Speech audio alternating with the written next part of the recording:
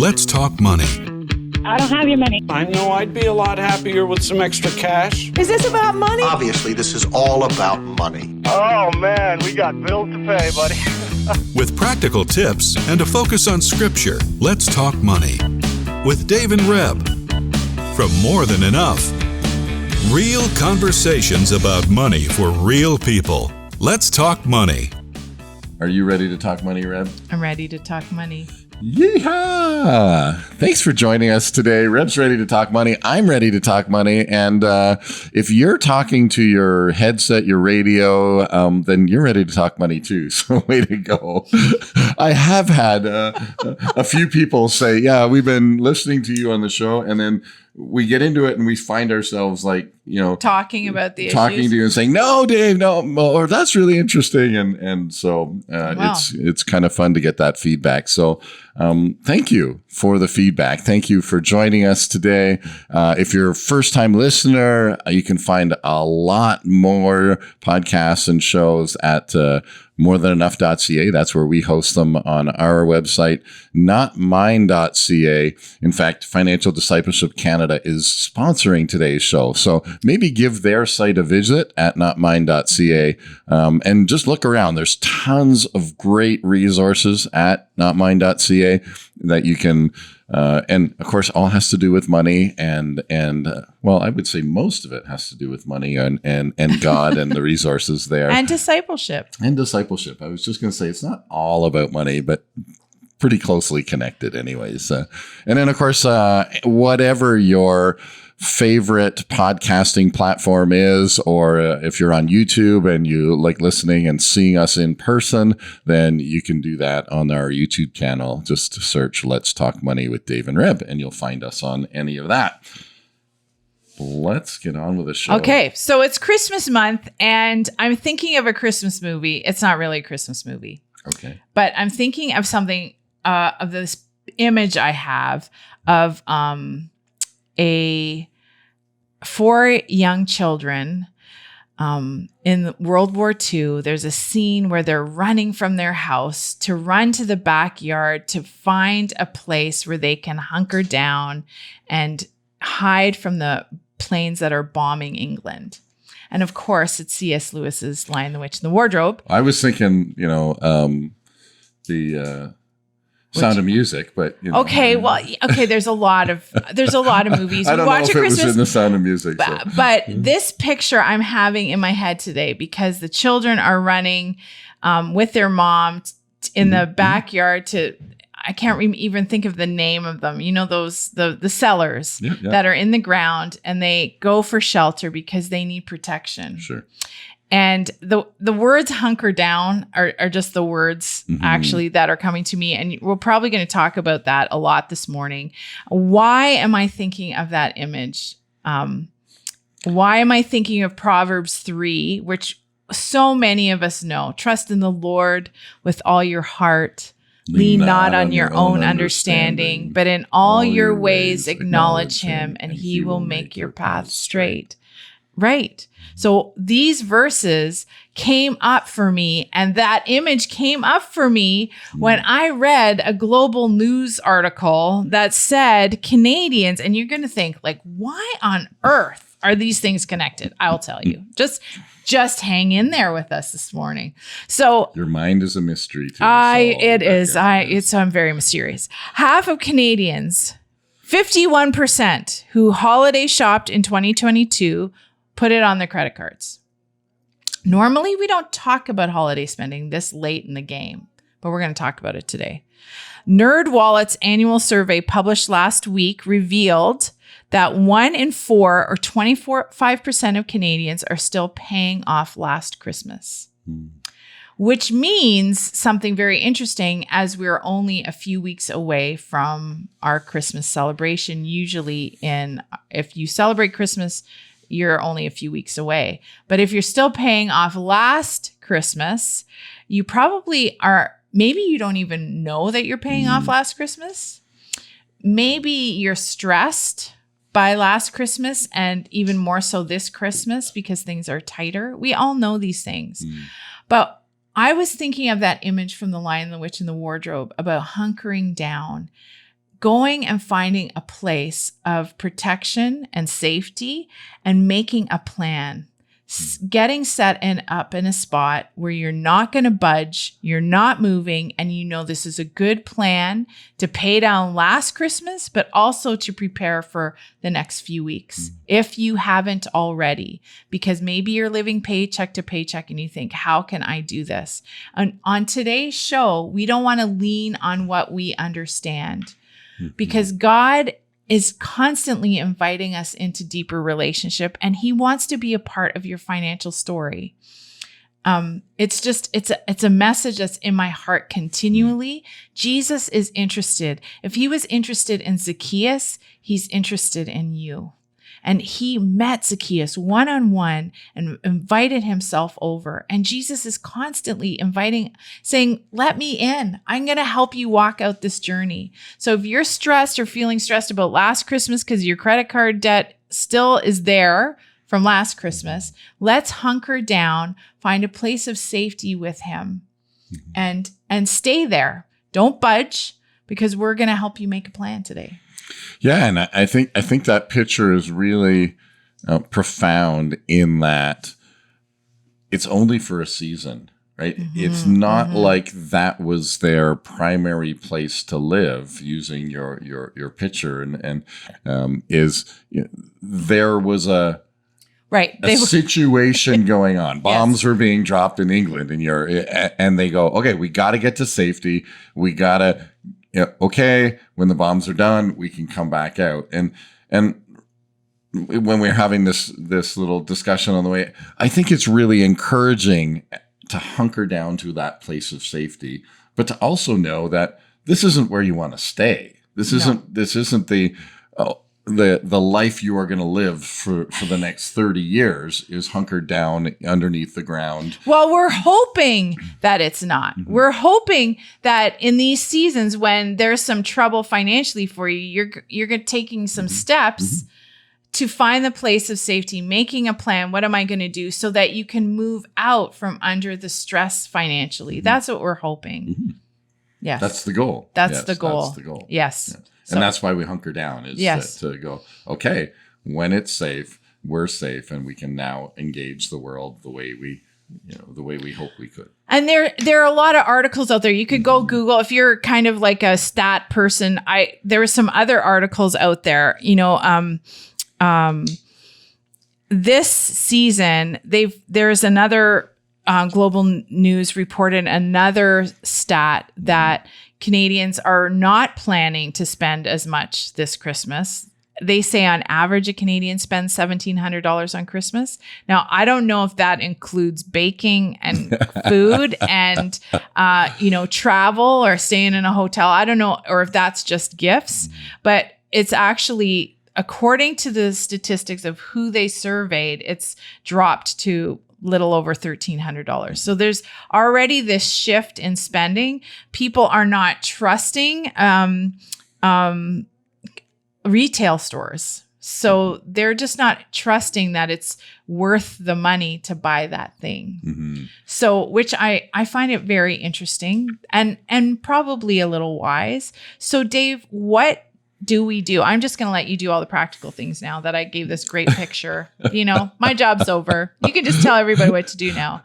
Well, I mean, I think that the number one thing, especially in a family, it's more difficult in a family, but in a family, communication's the number one thing to start with. To say, okay, again, I'm going to pick up on that picture, but the reality is that someone gathered all 4 kids and they all rushed in there together. They all knew what they were doing. They were all united. They all got there because the situation demanded it.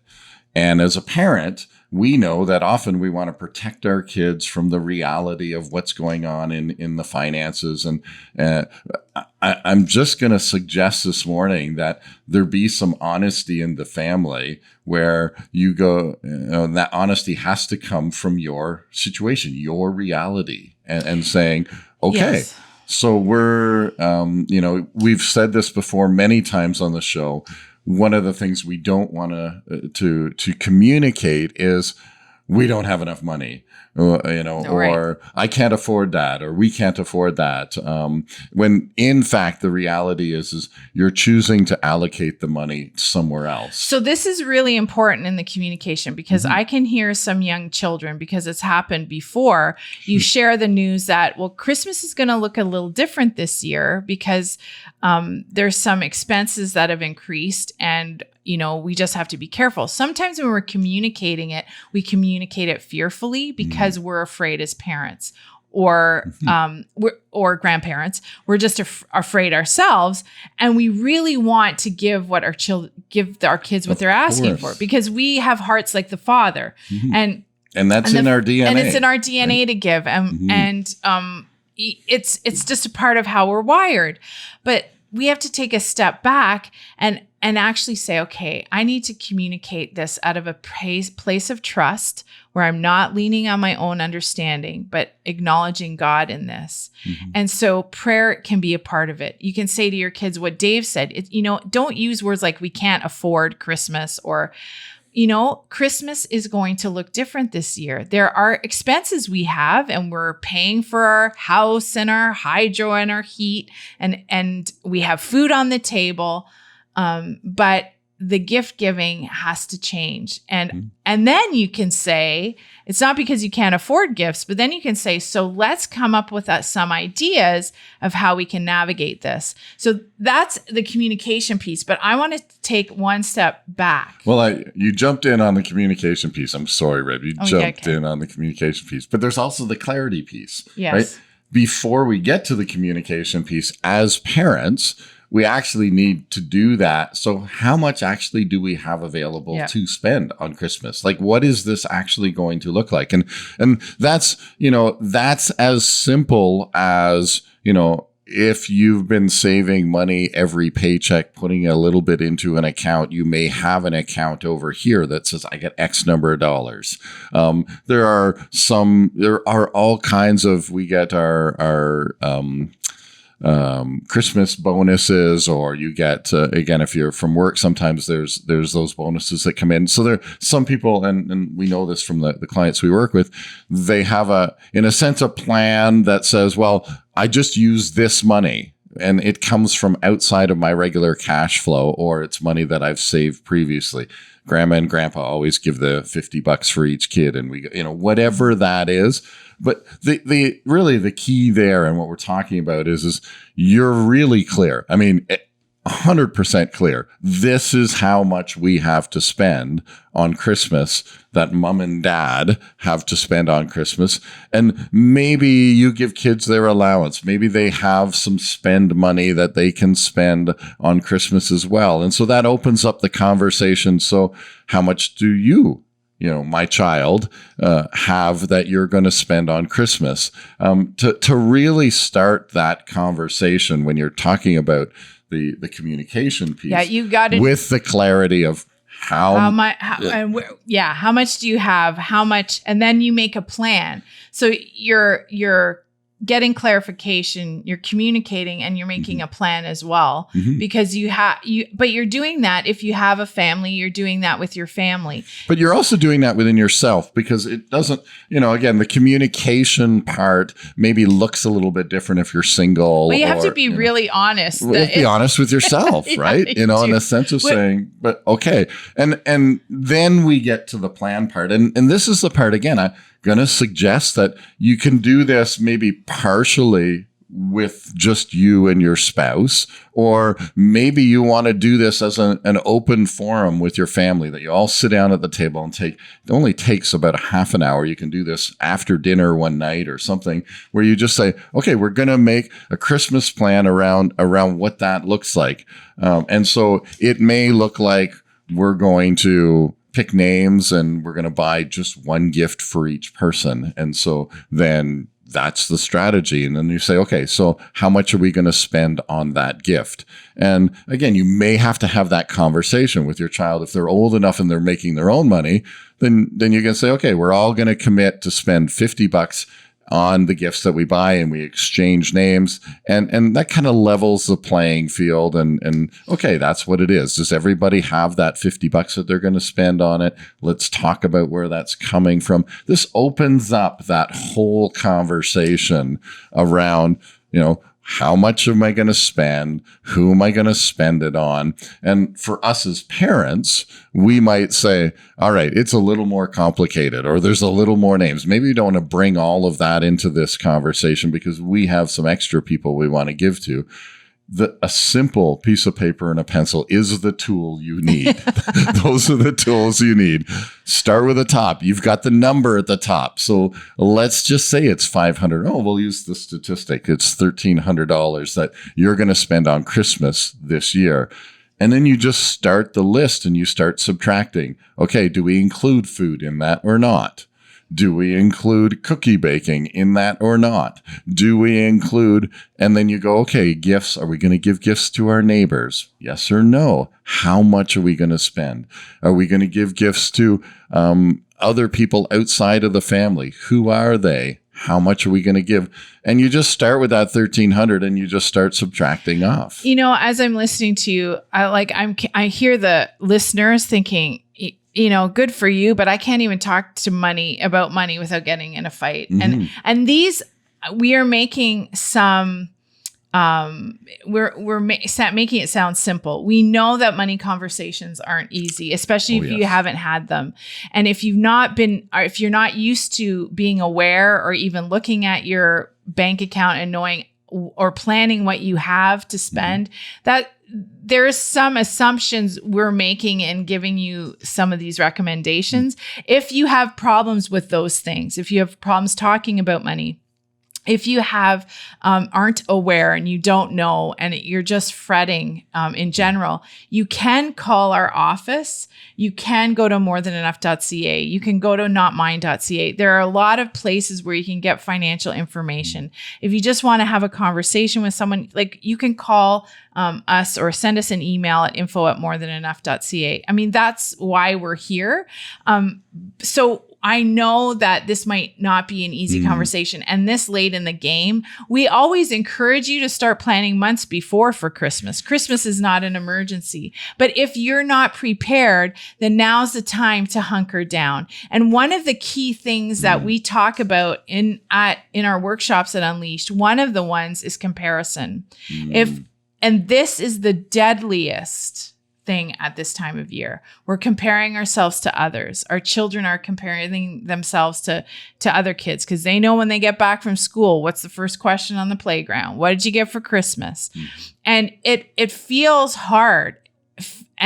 And we wonder why, when, especially as Christ followers, we think, well, our hearts shouldn't care, but we do. Why? Because we live in a world that's constantly bombarding us and telling us we need more, bigger stuff, and going in debt's not a problem. And some of you may actually not have a problem with putting it on the credit card and paying it off next year.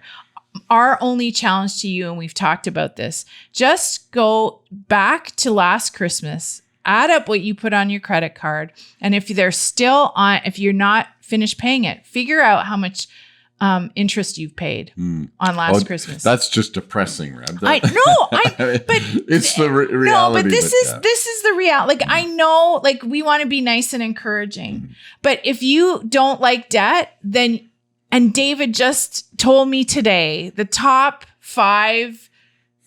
What's the stat? Here's another stat for you guys.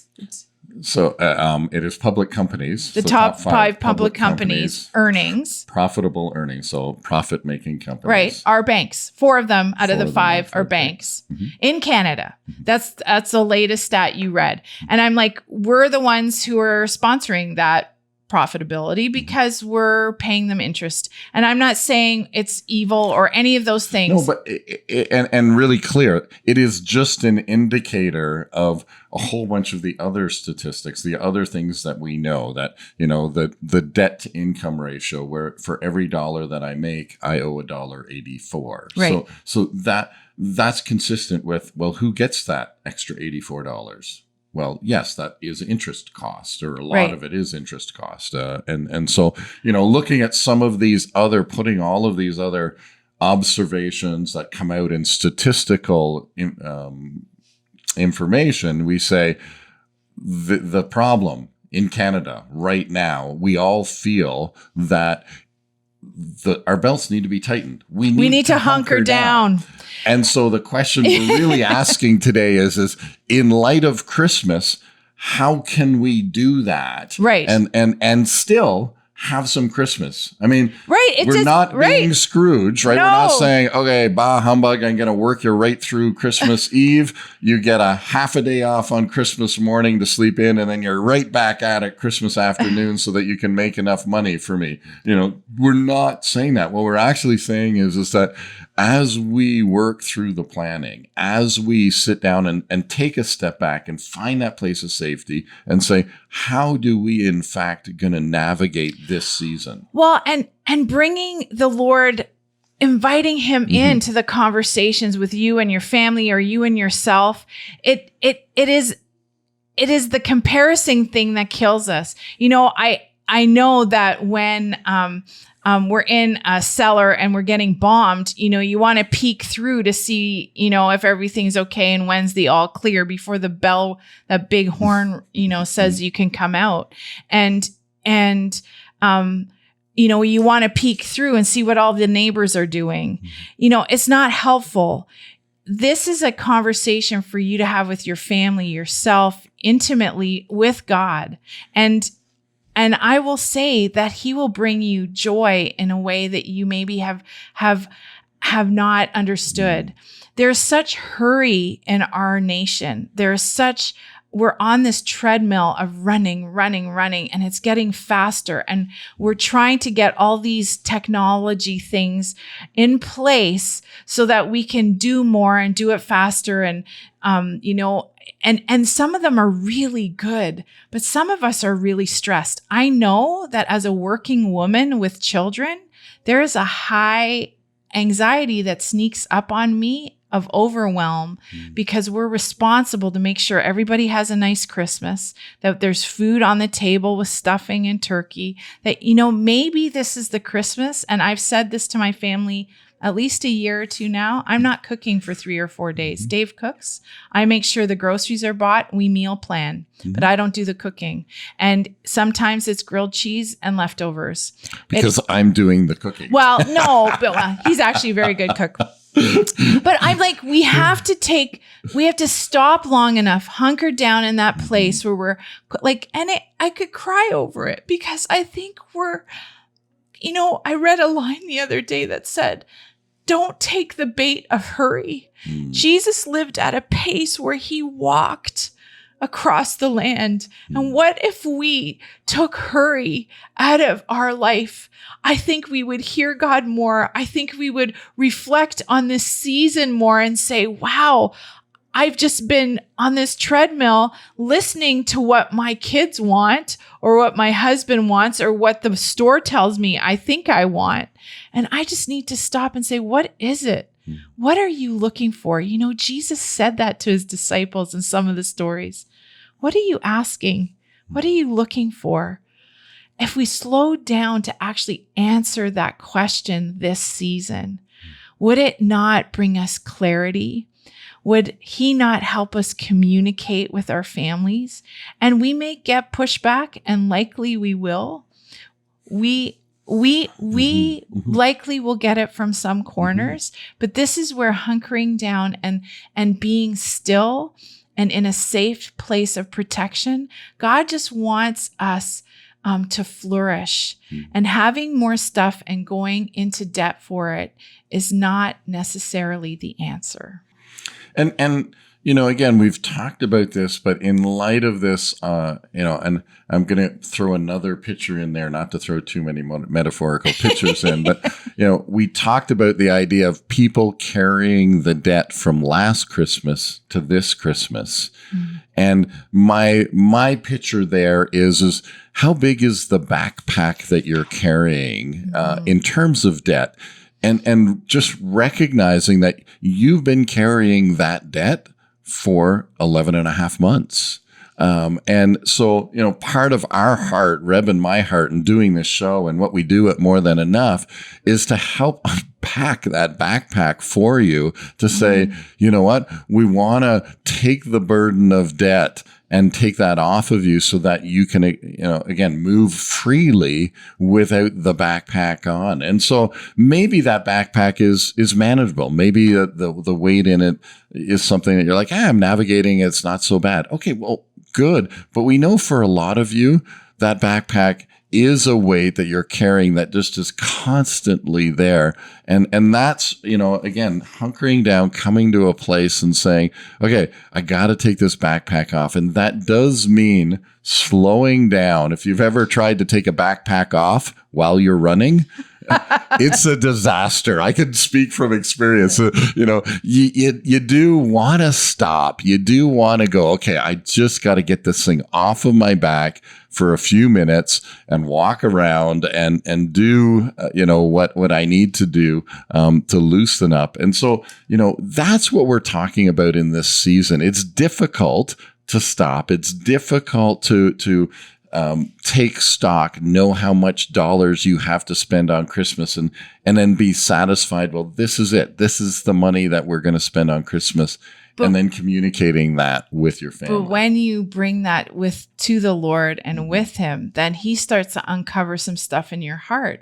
And there, that repentance word we use just in the last few minutes, this is a season also of turning back to God. And that's what repentance is, turning off the path we were on and back to him and what he says is good and true and pure and lovely for you on your journey. And he might say something, you might see something for the first time and hear it that you've never seen before, simply because you've slowed down enough to acknowledge that it hasn't been working. Mm-hmm, mm-hmm. Are you going to pray? Because we're like right there. Father, thank you so much that you call us to step off the path with you, to step off of hurry and stop taking the bait, and to pause and listen, even if it's just for 1 minute. More today than we did yesterday. Lord, I pray that you would help us as your people celebrate you this season without the stress of what the world says is important. I just offer this all to you and these beautiful people who are listening. In your name, Jesus. Amen. Mm-hmm. Well, thanks for sharing, Reb. Whew. I love that. Don't take the bait of hurry. We'll leave you with that. And don't forget to visit notmine.ca. We want to thank the folks at Financial Discipleship Canada for sponsoring the show today. Don't forget to stop in at More Than Enough and just see what resources are available. And if you need that one-on-one help, then that's the place to reach out to us as well. And join us next week when we talk money. Let's Talk Money is a division of More Than Enough Financial Fitness, where God is transforming hearts and bringing hope for today and freedom for tomorrow. For more information or to comment on today's show, please visit morethanenough.ca.